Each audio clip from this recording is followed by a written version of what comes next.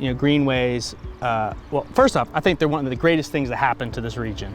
I think you're hard pressed to find someone who hasn't been on the Greenway or experienced it. I like to think of them as one of the greatest things that happened to this area. So I thank you for driving that. It's been an interesting ride, but there have been some catalyst kind of things that have happened. In 1995, the city started talking about replacing the sewer line because they had a lot of infiltration. And there were people in Valley Beautiful, really, who said, well, why don't we build a greenway? And the staff in the city were like, huh, what's that? I don't know what that is. We're doing a sewer line. But those people organized, so it was Lucy Ellett and Bob Fetzer and some of the leaders in the community who were in this smaller Valley Beautiful group. And they said, let's go to the localities and get them to do a greenway plan. So they did. They went to each local government and talked to council and boards and got them to agree to do a plan. And so many people turned out for the public input meetings. So the Roanoke Valley Greenway Commission was formed. Was formed in and 97.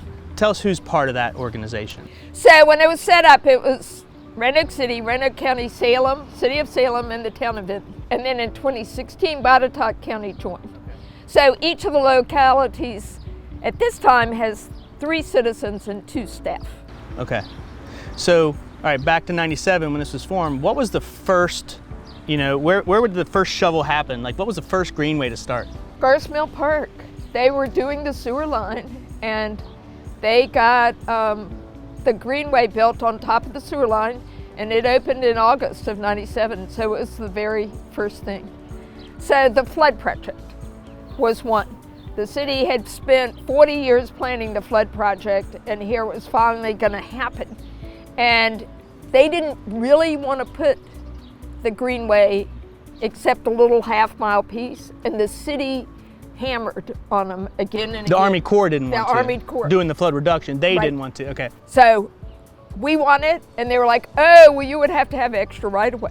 Get it, So that was one event. Another one was the Valley View Interchange, because when the Valley View Interchange was built, Barbara Dirk and some other people said, this is the only time we will ever get across that Get across interstate. 581. So spent a long time, getting an alternative alignment that would allow it.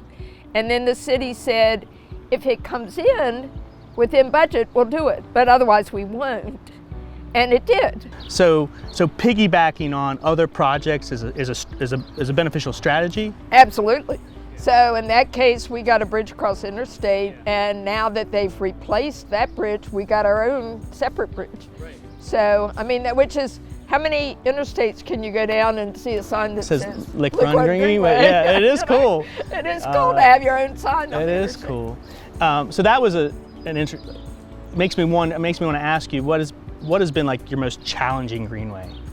Does anything stand out as like? Well, Roanoke River is challenging. Okay. Certain pieces, we've still got at least 1 or 2 pieces that got right-of-way challenges.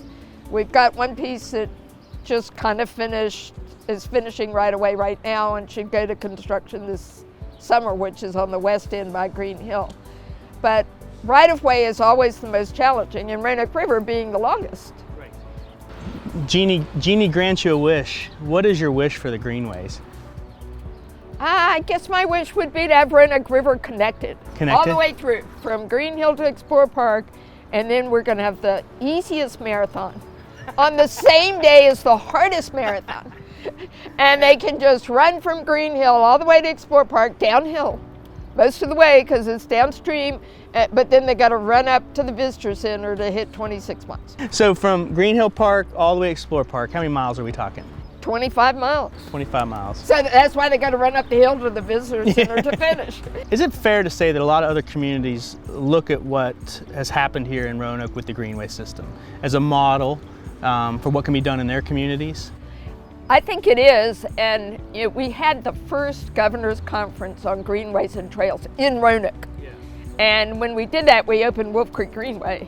So after that, you know, I would get a lot of calls from places like Luray saying, oh, we want to do something. And they might do a mile or whatever. And, you know, several communities in the state have Greenway programs now. I think what's a little bit unique about Roanoke is that we've incorporated the natural surface trails into the system. So Roanoke River goes east to west through the middle and then connect to the public lands around us. And not many places have the public lands we do.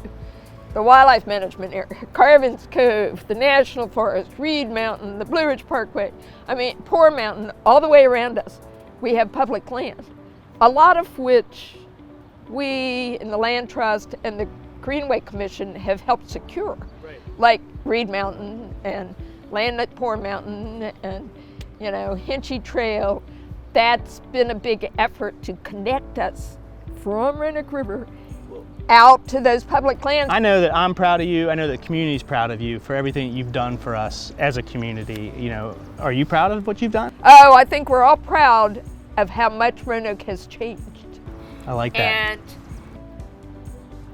I get to take a lot of credit because I'm sort of the figurehead, but it's a lot of players, and it's the local governments and the Greenway Commission and staff people, and it's an evolution. Yeah. It has evolved. But I think that the region, what you do in promoting it and making people realize how valuable that is to our brand of, because I always say, Roanoke outside's the brand, but the Greenway is where you start.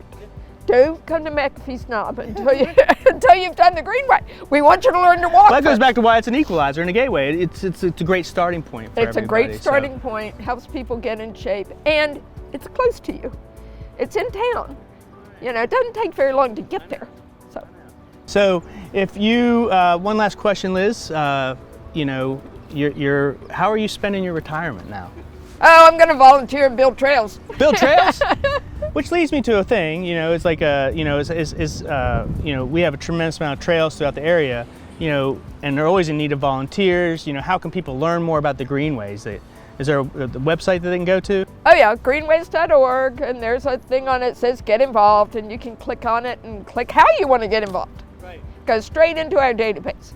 It's a tremendous amount that goes into this. You know, our community owes you a debt of gratitude for how far you've gotten us in the Greenways. I really look forward to the next you know, decade going forward to what happens with there. So thank you for coming out tonight. I really just want to encourage you to get outside, explore our Greenways, and you can visit our website, roanokeoutside.com, and really start planning your next adventure.